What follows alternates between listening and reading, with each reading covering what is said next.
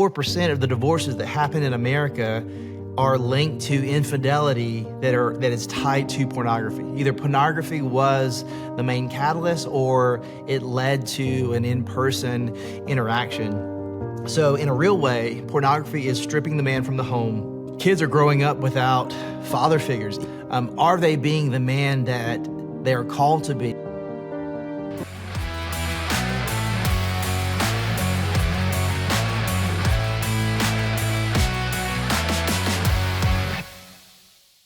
Josh, what's up, brother? So great to see you again. Glad to have you back on the podcast.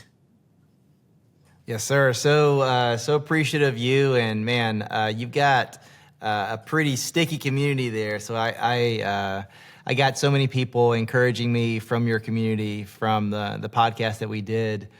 Year and a half ago, maybe longer. Has it been that long? Wow. Yeah. It's crazy. Time flies, man.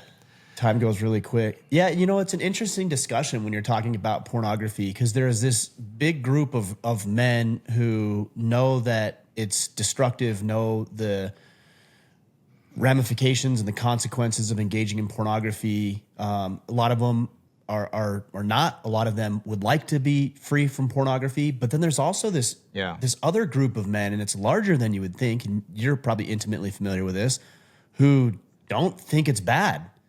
They don't see anything wrong with it. Yeah, I would say that regarding Western culture, like those two things that you mentioned are the most problematic thing. It's a group of people that are okay with objectifying people, and then it diminishes their quality of life. And I think I'd love to dive into how it completely strickens your inability to be an effective man and even an effective friend. Like you can't understand and pour what you need to out into the life of another man when it talks about friendship, because you lack integrity. You lack an understanding of relationship is not indicative of what can I extract regarding value from you. And when I need you, I'm not going to show up because our relationship's transactional. And that's what consuming pornography teaches. And then, you got that other spectrum of maybe you're a follower of Jesus and you say, hey, I love Jesus. I believe the Bible is true, but what I struggle with is consuming pornography. And I get 2,000 plus emails and DMs of people that fall under that category. And what it does is it limits your effectiveness. It minimizes your capacity because if you're called to live a life that is bold and courageous, you can't do that while you're living in shame, because best case scenario, you can put on face and pretend like you're okay when you're not. But the probability of you stepping out and being bold and being the man that you're called to be is pretty much impossible. So what were you telling yourself when you were in the industry? Obviously, very, very famous, had doing a lot within the industry, receiving awards and things like this. But I think based on our previous conversation, you knew deep inside that there wasn't anything to this, to put it mildly, and that it was destructive to your own well-being. But what were the lies that you were telling yourself? Because I think other people are probably saying that to themselves. Yeah, I would say the thing that I hear most, because, I've done almost 75 men's conferences in the last 3 years. And the most, the thing that I hear the most, a close second behind people struggling with pornography, is this, the aspect of my story that they resonate with is the fatherlessness aspect. And for me, I grew up without a dad, and never having a dad in my life, it caused me not to have what I needed regarding, teaching me what it meant to be a man, but also I didn't have in my home an example of a demonstration of what it looked like to see a man and a woman interact in a normative way regarding intimacy, regarding interaction, respect, honor, any of those things. And that inadequacy in my life caused me to seek to the world, and I saw pornography for the first time when I was 13. So you've got this this real inadequacy within myself, where I'm trying to prove myself that I'm worth something because I feel rejected, and I've got this fictitious variation of reality regarding sex and intimacy, teaching me what it meant to interact with women. So I've got, an empty soul and a lie that's driving how I live my life. And, a large part about the book that I wrote, it's really, if you believe a lie to be true, you live as if that lie was truth. And I believed I was inadequate. I was not valuable. So I had to prove myself to be valuable through accomplishment. And I was seeking any and every way I could to replace the good job, son, that I wanted to hear. So I got, high fives and pats on the back and awards and accomplishments and money and things like that. And that led me, to hope that would fill the void that I had in my life, but it didn't work. And when, you strive to be famous, or you strive to be rich, or you strive to be whatever it is that you think will satisfy your soul, when you get it and it doesn't work, then what? If you make the money, you get the job, you get the truck, you get the woman, you get whatever, you got, a generation, 54% of the divorces that happen in America are linked to infidelity that is tied to pornography. Either pornography was the main catalyst, or it led to an in-person interaction.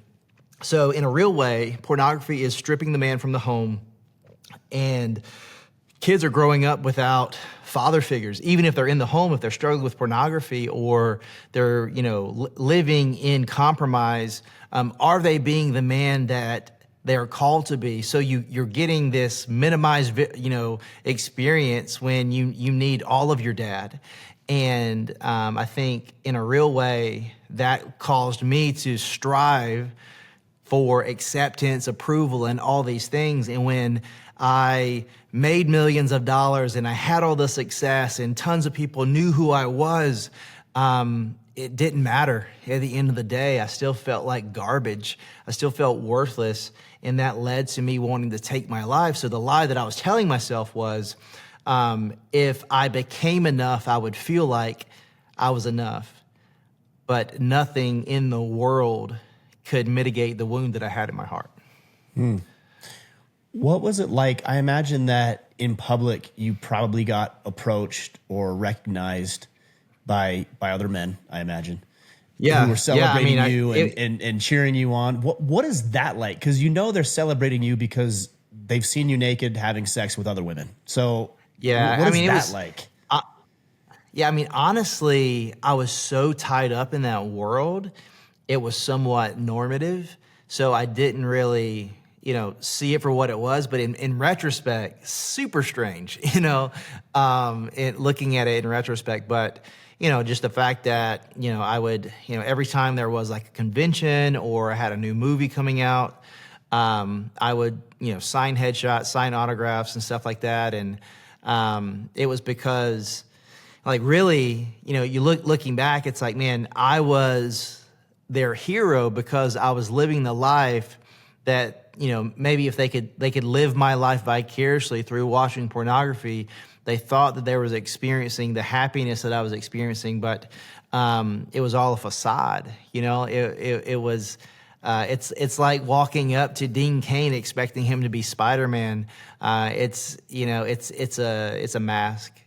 And in the same way, people thought, well, if money and sex equates to happiness, and he's having that, I want to be him, or he must be happy, or I would love to have his life. And what I would say is I wouldn't wish that on my worst enemy. Yeah, it's really interesting, especially through the rise of social media, where so many more people can put on a persona, can put on a face, can pretend that their life is something different than it is. But the reality is, even though you might see somebody who looks successful looking in, they've got their own demons, and those demons are likely the same ones that you and I are wrestling with. They're very common, but certainly. people don't talk about these things. And I would say those things are even more amplified. And I think in this culture, we're seeing that, this is the most connected generation regarding digitally in the history of time, while simultaneously being the most disconnected generation in the history of time. And the evidence is the mental health crisis that we're in. And you're seeing people who look as if they've got it made. I think like the example that really jumped off the page to me was when this former Miss America, I think she was like 24, 25 years old. She just signed a deal. She had her own TV show. She had won Miss America. She was on the rise regarding pursuing a career in media, and she took her own life. And I think it really points to people pretend like they're okay when they're not, because in this day and time, we are more concerned with managing the perception other people have of us, even strangers, than dealing with the wound and the struggle that we have within our own lives.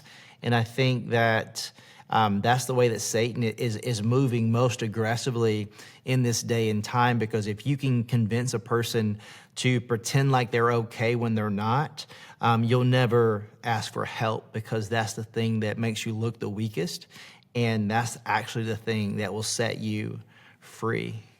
That's interesting. I saw a post the other day.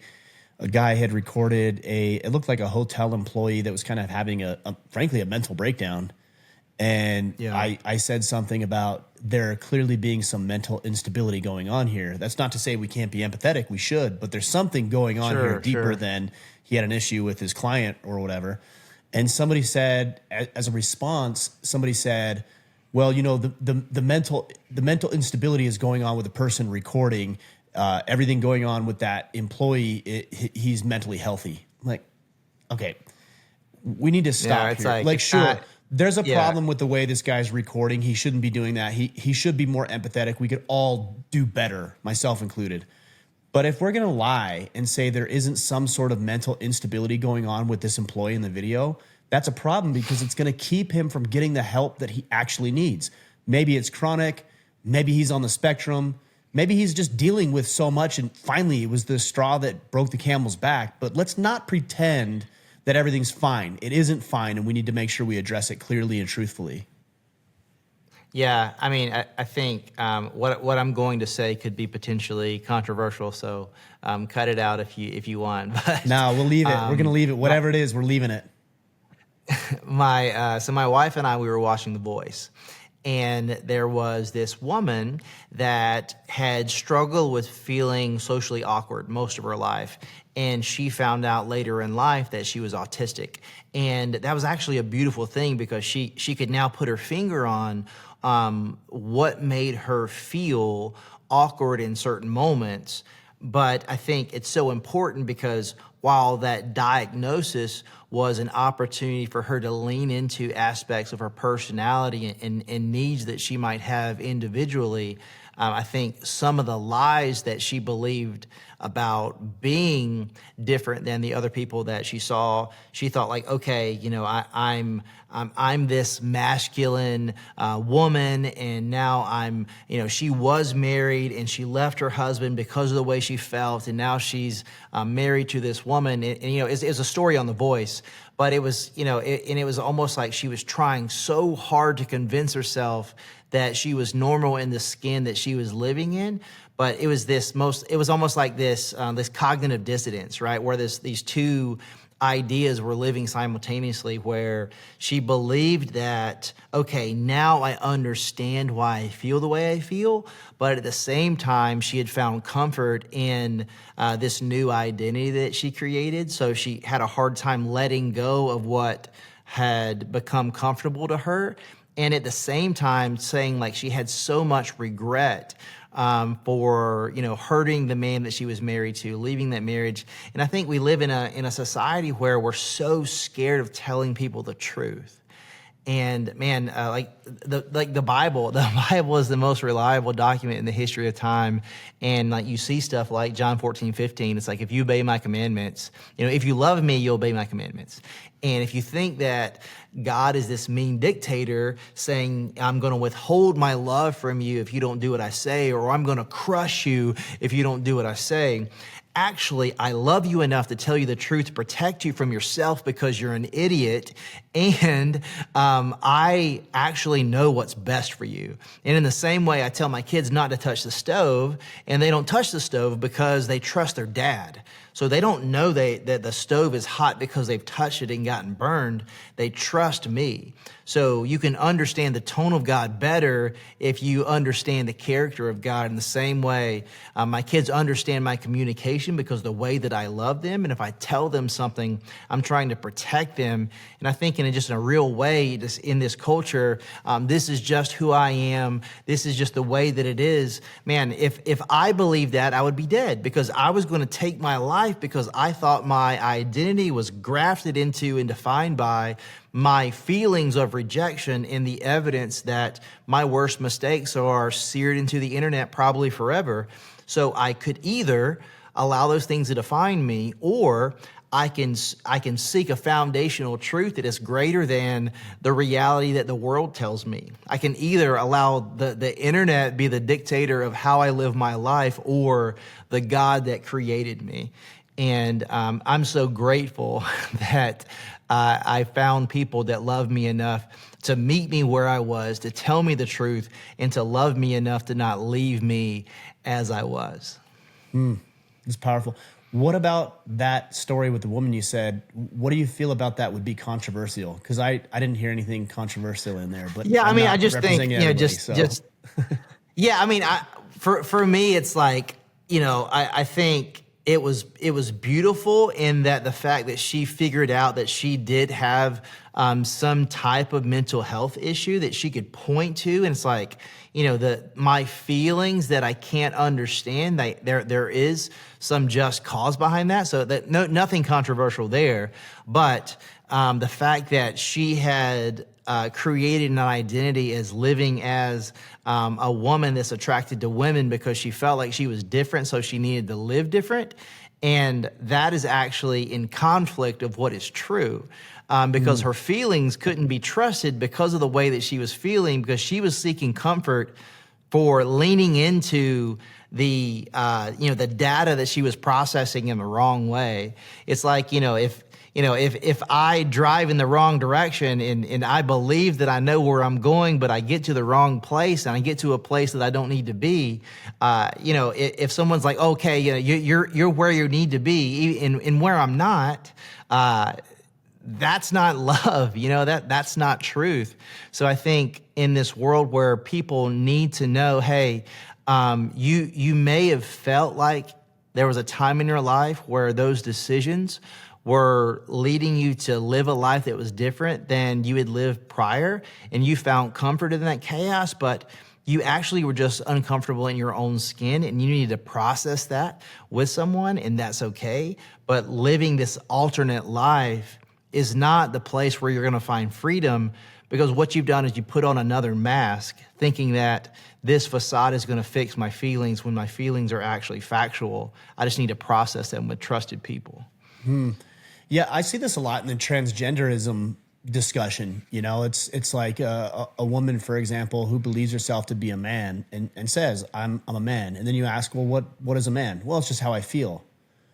Well, you don't know what a man feels like because you're not a man. So this is circular logic. Help me understand how you think that you are something that you aren't, but you feel that way, even though you've never been that thing.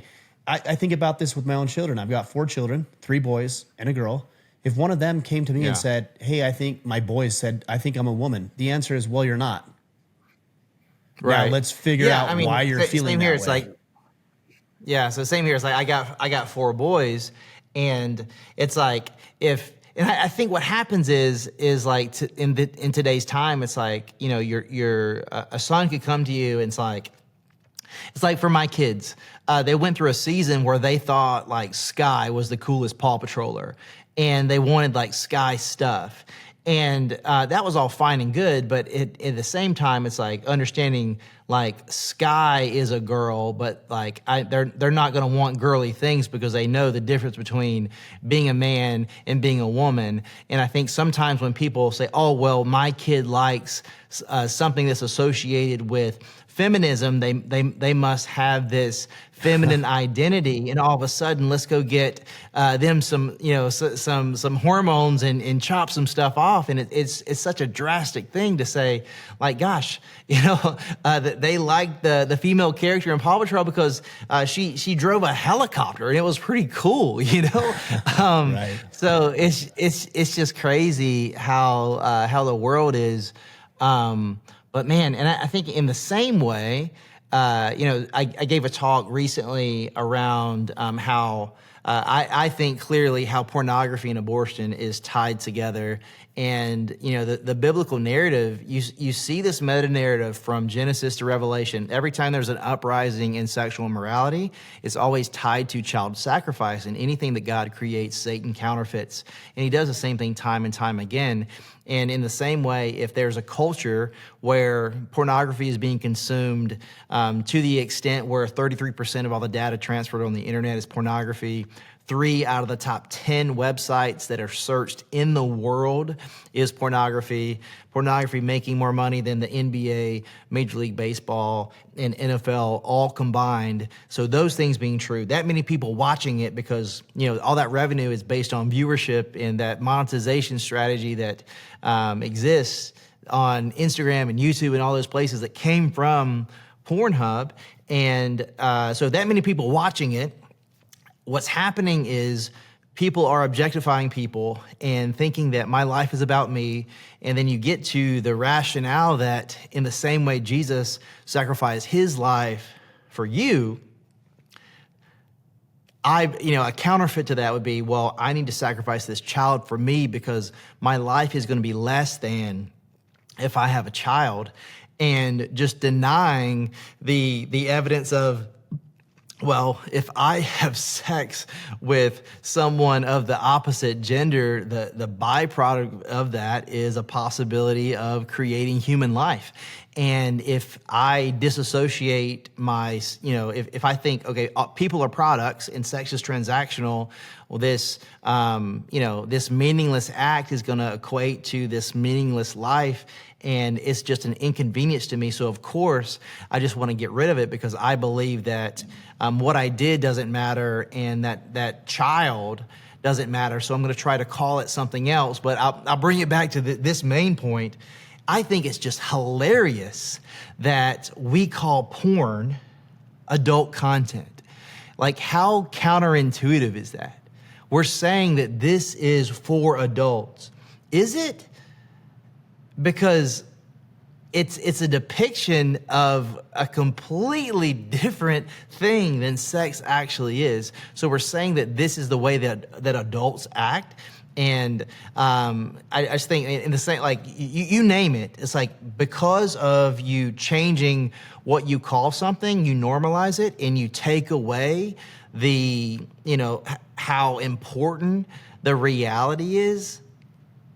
That's why so many things are normalized that should be catastrophic. Well, I mean, we do that. We play these mental gymnastics and we have these euphemisms. Adult entertainment industry is a euphemism for watching another dude have sex with a woman. I mean, that's what it is. Yeah. I also wonder, that's interesting. I never really considered the abortion conversation, but there are consequences to our decisions. If you decide to go engage in sex with another woman, one of the potential outcomes is a baby, like you said. I also wonder what that does from the perspective of, STDs and STIs, where, you see a guy having sex with hundreds of women, you don't really see what the ramification is of that. And then you just believe that you can go engage in the same behavior. And, maybe you find yourself with an STI, STD, HIV, any of these others, because you really didn't consider the consequence of the decisions and the actions you were taking. Yeah, I mean, even in an industry that I was in, it's part of being in the industry is you've got so at the most lenient, you got a 30-day window. Most companies would require either a 21-day or a 14-day test. Some performers that work exclusively with one company require a 3-day test. And what I mean by that is essentially your work visa in the porn industry is you have to have a full panel STD and HIV test. So you go in, do your analysis, do blood work, and then you get that test back. And that's, if you have a clean bill of health, that gives you access to work. And that's not a perfect, that obviously that doesn't work because there were a ton of STDs that are going around the industry just because the copious amounts of sex you're having with the multitude of partners, multiple people, and then you can't factor in what's happening because what you do off camera, there's no you don't know if you slept with someone the night regulations before. Yeah, so it's not a perfect process, but yeah, like in the same way, it's like it's just so crazy. It's like I don't know what the most recent data is regarding genital herpes, but like they're saying if anyone that's sexually active, 18 to 30, it's like 70% plus people have that. Like even if they haven't had an outbreak, it's in their system. And that's just something that, 20 years ago would have been outlandish, now it's just like, oh, well, that's just, how it is. Yeah. I mean, it's like basically you hear people say, well, that's just like having a cold sore, right? I mean, because it's the same family of virus. So it's as common as somebody having a cold sore when they get stressed or when they get sick or during the season. Yeah, it's just a wild time to be alive. And I was talking to someone recently, and I was like, can you imagine if you had woken up from a coma, like you've been just like completely disconnected for 10 years, and you woke up today, you'd just be like, what in the crap is going on? Like, who is our president? What is going on in this world? It's just nuts. It's just absolutely nuts. But I think, just one of the things that I appreciate what you do so much is, you tell men the truth and you galvanize men to help them be better. And I think, that's a huge problem. Like in the world, like it's a massive problem. It's one of the things that I'm most passionate about because, for me personally, it was intense discipleship because I've been out of the porn industry for 11 years, been following Jesus for 9. And, today being, a father of 4 boys, married for 8 years, I'm at the front lines of, seeing, legislation passed and being in the state of Texas, to the point where legislation was passed, it wasn't implemented, it was not implemented in the way it was supposed to. And now there was a lawsuit filed and the state of Texas won against Pornhub, like huge. And just seeing the data. So, the age verification legislation that was passed, the byproduct of that is 65% less people were watching pornography because it's for protecting kids, but what it does is, hey, do you really want to leave that data footprint that you had been on this site? Because you have to essentially the same thing that you have to do to buy a plane ticket, you have to do to log on to one of these porn sites. You got to put your name in, you got to put your address, you got to put your birthday in, and then data that's associated with a government issued ID. So it's like, and then there's argument there where it's like, some kind of infringement in your freedom of speech and free, all these rights and stuff. And it's like, man, no, like this is about protecting kids, but also like protecting people from themselves. Because if you look at what the pornography industry is attached to, it's attached to children being abused. It's attached to rape culture. It's 94% of pornography has physical abuse in it. It's tied to so many things. And then here's the most astronomical stat. So if anyone's listening to this, if you want to know, if you want to nerd out hard on some data, I did a podcast called Unmentionable, and it's an 8-part documentary style podcast. And so it's chronologically tracking my story at the same time it's tracking the growth of the porn industry. So from just print to silent films to the growth of what it is today. And the most outlandish thing that I heard, and it made me cringe to the point where I had to pull over my car when I heard it live. But in the 80th percentile of sexual abuse cases in the U.S. and in Australia, there's this critical care nurse that was providing this data. Her name's Heidi Olson, phenomenal speaker. The average age of the perpetrator and 80+% of the sexual abuse that happens in America is 12 or under. Wow. Because what's happening is kids are watching pornography and then they're acting it out on their siblings.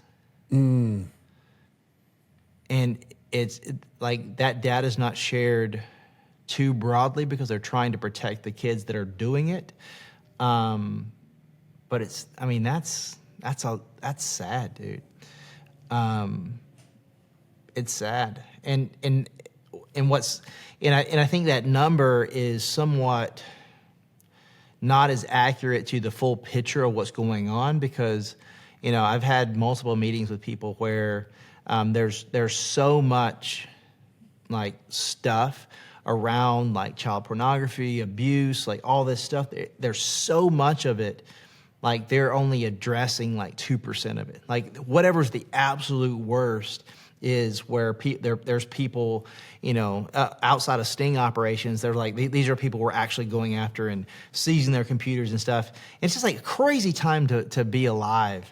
But I would just say to our earlier question, is porn just not a big deal? Is it a moral good or bad thing in this world? It's like, man, I think it is the primary catalyst for the destruction of our home and the harm of women and children, not even just in America, but in this world.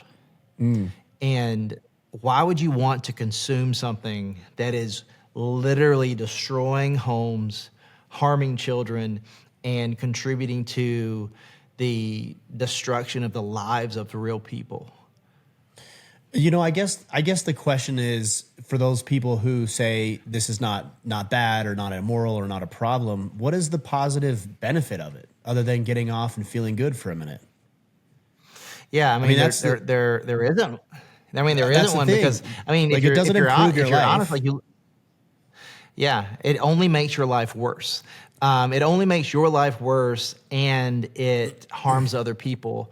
And and you got, you got 18 to 24-year-olds struggling with ED because they've formulated a relationship with their hand in their iPhone, and then they are sitting in front of a real woman, and the things that they've seen, those things don't exist, or a normal woman's not going to let you do them, and you've developed these fetishes. And it's like, well, I can't I can't maintain an erection, or I can't be intimate with my spouse because they don't meet my prerequisite, my like presuppositions regarding like what sex is supposed to be or ought to be. And it's just crazy. Like, people who believe purity is restraining themselves from having sex with actual people, but they're addicted to pornography, and and then they get married because they think that if I get married, that my porn addiction will go away, and I just actually need to have sex. And if I get married, I can have sex. And then all of a sudden, I'm in this broken marriage, and I have this horrible sex life. And now I start, cheating on my spouse, and I'm doing all this stuff, and I'm still consuming pornography, and my life is just a mess. And then we have kids, and and they divorce, and my life is just a disaster. And now I've hurt a woman, and I have these kids that I don't have this relationship with that I should. And that's not a one-time thing that I'm sharing. That's happening with a scary regularity. Yeah, I talk with hundreds, if not thousands of men, and also hear from women who the guys don't even want to have sex with their spouses. And what a tragic set of circumstances. You don't want to be physically Yeah. intimate. Forget about the feeling of just the physical feeling that comes from engaging in that, but the connection, the emotional and mental connection between and solidifying of the relationship between a husband and a wife, people who are committed to each other through the act of sex that they're not even engaging with, because it's easier just to go on your phone and pull up your pornography of choice and get after it. Yeah, I mean, I think you pointed to a really, like, the biggest problem is we are so disconnected from reality that we don't understand what intimacy is, and when we are confronted with real intimacy, we don't know what to do, because we have objectified people and we've replaced, I mean, I'm not even talking about sex. I'm talking about, like, how do I be a friend? Like, how can I be a good friend to you? How can I be a good coworker? Like, how can we do life together? And it's like, your reality is so warped, because if 90% of your interactions happen digitally, and then all of a sudden when you're in, face-on-face life with someone, you don't know what to say. All you know is small talk and whatever else, and all of a sudden you find yourself not knowing how to connect or be intimate because you don't even know what intimacy is. Yeah, it's a real danger for people. You wrote a book called 7 Lies That Will Ruin Your Life. There's probably a lot more than 7. How did you narrow it down, and what are a few of your favorites that you can touch on? Yeah, I think so. Like, the chapter 1, I think, is the most, like, common lie, where it's this false approval, where believing that I can earn the approval of other people through doing things where I hear good job, or I can find the approval in life from obtaining enough things or becoming enough. If I become rich enough, if I become famous enough, if enough people know my name, if I have a blue check mark by my name on social media, if I have enough followers, if I have enough money, if I have the right car, just believing this westernized depiction of what success is going to bring me happiness. It just doesn't work. The most miserable people in the world are the people that have the most things, because it's not what life is about. So that's what chapter 1 is about. And for me, I found true satisfaction in the person of Jesus. And we're coming up on Easter. I'm not sure when this will be released, but we're coming up on Easter as we record this, and just thinking about, 2024 years ago. There's a man that came into this world born of a virgin, that lived a perfect life, that faced the same temptations and struggles that we do, but he didn't succumb to them. He was perfect in every way, and he went to the cross and he died on our behalf, and he didn't stay dead. On the third day he rose, and he's seated on the right hand of God, and he's the king of the world, and he's ruling and reigning. And if you put your faith in him and your trust in him, that is where we can find approval. And if we operate from the fact that we are approved because of what Jesus has done on our behalf, not striving for something that we think is going to make us feel a certain way, there's a foundation that's bigger than ourselves. And if we come to understand that our life is not about us, that's actually the most freeing thing we could ever learn. And then, Can I ask you a question on that before we move on? Sure. Yeah. So one thing I've wrestled with just in faith alone is, you hear that, and I believe that. I do. I believe that at my core, that there's just intrinsic worth as a son of God. That's something I believe. Yeah. But also something I wrestle with is that if there's so many people, billions and billions and billions of people, how is one person really all that important in the grand scheme of things? And I'm talking about from a spiritual perspective. What's your take on that? Yeah. When you say one person, do you mean Jesus? No, I mean me. Like, how can one person... Oh, you. Not Jesus. Yes. How can me, one person, or any guy listening to this feel like, hey, there's tens, if not hundreds of billions of people that have lived and will live. What's special about me? Yeah, because what's special about you is there's 2.5 billion people on earth that say that they are a follower of Jesus, and there's 5.5 billion people on earth that say they're not. And what you have that no one else has is you have relational equity with people in your circle. Only you live where you live. Only you know the people that you know, and you only have the certain personality, charisma, gifts, talents. Like while we are broadly called to be a follower of Jesus, what that looks like for you on an individual basis is you, Ryan, can, if you trust that only you can be you, which is true, like just you are you, you have the ability to speak into people's lives in your circle, where you live, where you are, in a way that no one else does. So if it's like when people get saved, they get caught up in 2 Corinthians 5:17, where it's like you're a new creation. The old is gone and now you're new. If you keep reading, guess what? You're not only saved from something, you're saved for something. And what you're saved for is to be an ambassador for Christ. And to understand what ambassadorship means is, when people see me, they see Jesus. And if I'm a carrier of this word of reconciliation, my very essence, my very purpose in life is the person that I have the most equity with in my life. I now have a responsibility to share with them that I know the antidote for death. So if I have the antidote for death, that it is my purpose in life to share it with them. And there's people in your life that will listen to you that would never listen to me. So I would say, as simple as that is, it's the most important thing in the world. Yeah, it's really powerful. Well, Josh, I want to be respectful of your time. I know you got a tight schedule. Can you let the guys know where to connect with you? And of course, pick up a copy. The book's out right now. I think it came out earlier in March. Yeah, it's been out for so it's been out for almost 2 weeks. So 7 Lies That'll Ruin Your Life.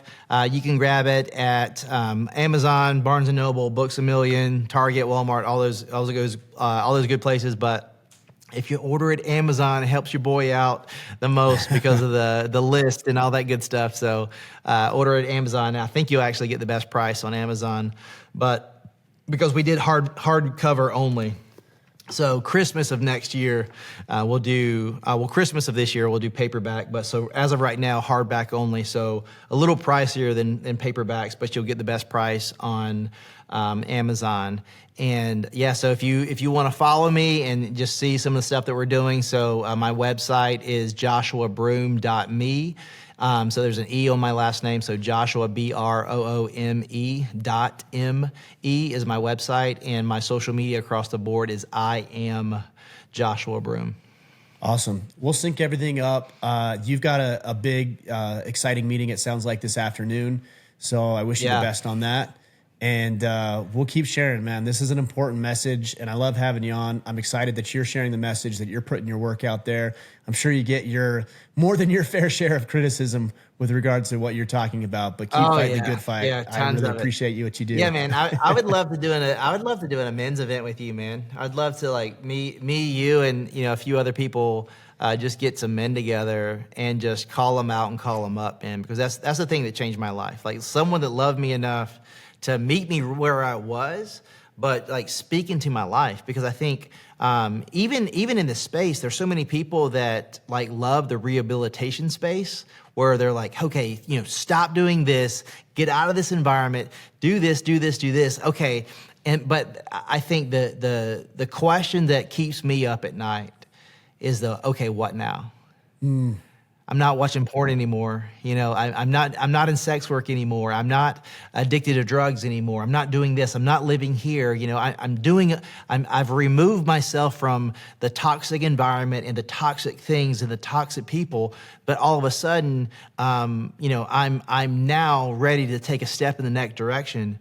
What is that step? What do I do? Right. Right. And I think just holding people's hand and sitting with them and helping them take that first next step is so important, because for me in my life, I wanted to take my life because the things that mattered most to me, I thought I disqualified myself from, and the things that I was most passionate about, I didn't think I had access to ever again. But all of a sudden, when someone sat with me and said, "Hey, it might take a ton of work, but you can actually still obtain that thing that's on your heart." And then they helped me take a next step. And all of a sudden, when I took that next step towards that thing that I thought would never be impossible, what was birthed in me was hope. And I thought I was hopeless and I would never have hope again. And when you give that person a taste of hope when they thought it had died, you will find the most relentless, dedicated person that you'll ever meet. And that's the person that I want to partner with. And if we can set the world on fire with broken people restored into a right standing with God and moving in the right direction for the right reason, that's the way the world changes. That's powerful. Well, we've got an event coming up in the fall that I haven't released details on. You and I will talk offline about that because I'd love to have you involved in some capacity so we can see what we can do there. Sweet, man. All right, brother. Sounds good. Good luck with everything. Thank you. Thank you so much.